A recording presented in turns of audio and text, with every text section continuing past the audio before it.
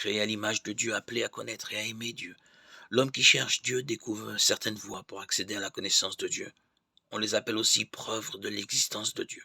Non pas dans le sens des preuves que cherchent les sciences naturelles, mais dans le sens d'arguments convergents et convaincants, qui permettent d'atteindre de vraies certitudes.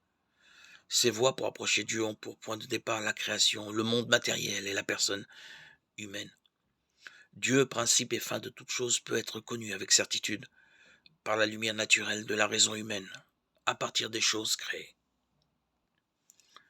Le motif de croire n'est pas le fait que les vérités révélées apparaissent comme vraies et intelligibles à la lumière de notre raison naturelle. Nous croyons à cause de l'autorité de Dieu, même qui révèle et qui ne peut ni se tromper ni nous tromper. Néanmoins, pour que l'hommage de notre foi fût conforme à la raison, Dieu a voulu que les secours intérieurs du Saint-Esprit soient accompagnés des preuves extérieures de sa révélation.